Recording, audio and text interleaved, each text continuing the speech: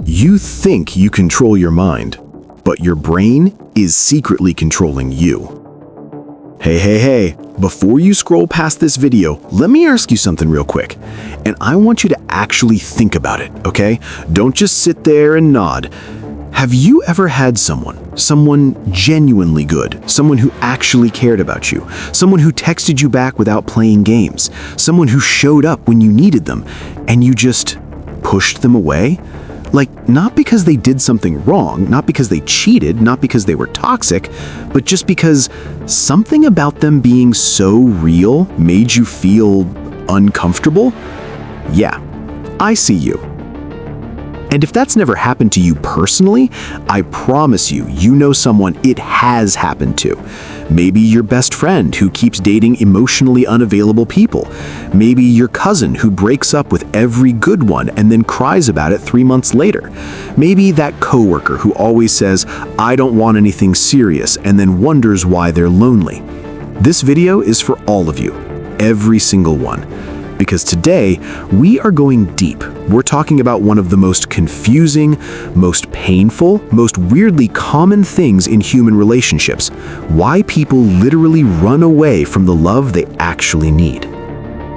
And before you think this is going to be some boring psychology lecture, relax. We're going to laugh a little, we're going to cringe a little, and by the end of this video, I promise you're going to understand yourself, or someone you love, in a way you never did before.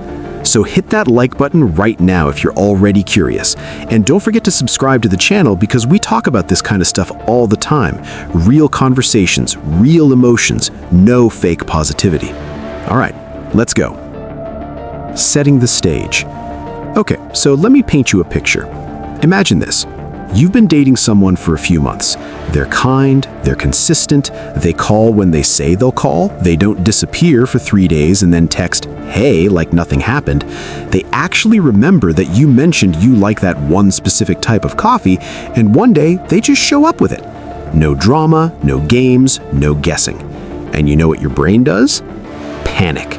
Full-on, silent, internal panic. You start thinking things like, why are they being so nice? What do they want? This feels too easy. Something must be wrong. Nobody is actually like this. This is suspicious. Am I being too available? Should I pull back a little? Maybe I'm moving too fast. Maybe they're moving too fast. Maybe I need space. Yeah, space. I need space. And then you create distance. And then they get confused. And then the relationship slowly falls apart. And then you sit there 6 months later thinking, why can't I ever find someone good? Meanwhile, you just pushed the good one away. Sound familiar? This is not a rare thing, my friend. This is one of the most common emotional patterns in modern relationships. And it has a name. It's called fear of intimacy. But honestly, that name is way too clinical and boring for what it actually feels like. What it actually feels like is this. Real love feels dangerous. Real love feels like standing at the edge of a cliff, and instead of jumping into the arms of someone who's clearly there to catch you, you just back away slowly and pretend a cliff wasn't even that interesting. Why? That's what we're here to find out. How it all begins. Let me take you back to the beginning. Not your beginning, like the beginning. When you were a child, before you even knew what relationships were, you were already learning about love. You were watching, absorbing, taking notes even, without realizing it. You were watching how your parents treated each other. Were they affectionate? Were they cold? Did they fight a lot? Did someone leave? Did love in your home feel like warmth? Or did it feel like a storm that could arrive without warning? Here's the thing that most people don't realize. The way we experience love as children becomes our template for love as adults. Think about it like this. Imagine you're learning to drive for the first time, and every single time you get in the car with your instructor, they grab the wheel suddenly from you, or they brake too hard, or they make you feel like you're doing it wrong even when you're not. Eventually, you're going to start fearing driving, right? Even if you technically know how to do it. Even if someone hands you a brand new car with a full tank of gas and says, "This one's yours, enjoy it." Some part of you is going to feel nervous because your body learned that driving is unpredictable. Driving means someone might grab the wheel. Driving is not safe. That's exactly what happens with love. If your early experiences with love involved pain, rejection, emotional unavailability, abandonment, criticism, instability, then your nervous system learned one very important lesson: love hurts. And here's where it gets really interesting and a little wild, because this lesson doesn't just sit in your brain like a file you can open and delete. It actually lives in your body, in your automatic responses, in the way your stomach drops when someone gets too close, in the way you suddenly find flaws in a perfectly good person, in the way you sabotage things just before they get really real. You're not crazy, you're not broken. You are a person who learned to protect themselves, and that protection sometimes comes at the cost of everything you actually want. The patterns we don't see. Okay, so now we know where it comes from, but let's talk about what it actually looks like, because this is where it gets really specific, and you're going to start recognizing things. Pattern number 1, falling for people who are unavailable. This one is so common it should have its own Netflix documentary. You ever notice how some people only seem to fall hard for people who are unavailable? Either emotionally unavailable, physically unavailable, or literally in another relationship? And when someone totally available comes along, someone present, someone free, someone who actually has time for them, they feel absolutely nothing? Here's why. When someone is unavailable, the relationship never has to get fully real. There's always a built-in distance. There's always an excuse for why things can't go deeper, and that distance feels like safety. It sounds twisted, I know, but your brain doesn't care about what sounds good, it cares about what feels familiar. And if love always had distance in it, then love without distance feels wrong. It feels like a trap. Pattern number 2. Finding reasons to leave right when things get good. Oh, this one is my favorite because it's so sneaky. Everything is going great. You're happy, they're happy. And then, out of nowhere, you suddenly notice that the person chews loudly, or they used the wrong "you're" in a text, or their laugh is kind of weird, or you're just not feeling it anymore. And you use that tiny thing as the exit door your subconscious was looking for. Now, I'm not saying you have to stay with someone who drives you crazy. Compatibility matters, but there's a difference between genuinely growing apart and manufacturing reasons to leave because staying feels too vulnerable.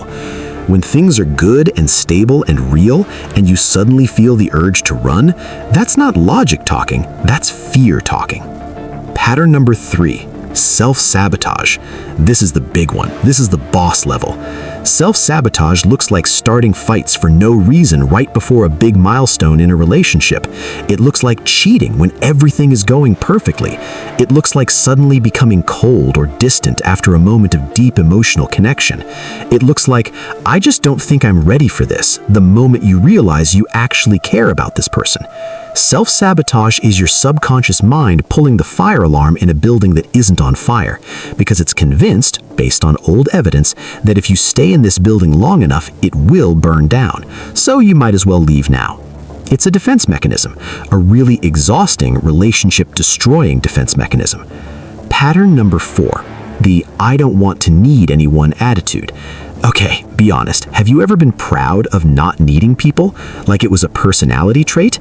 There's this whole idea, especially now with all the independence culture on social media, that needing someone is weakness, that depending on a partner is codependency, that the coolest, most evolved version of you is the version that is completely self-sufficient and doesn't need anybody.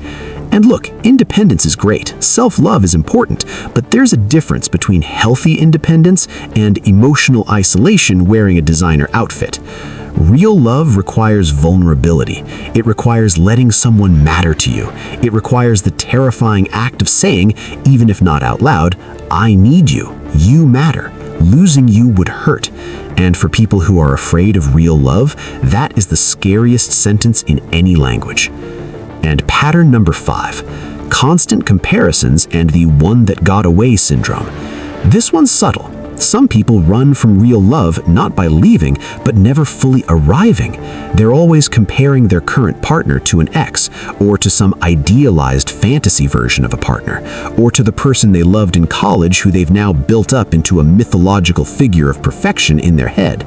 So the real, present, alive, flawed human being in front of them can never quite measure up, because they're being compared to a ghost.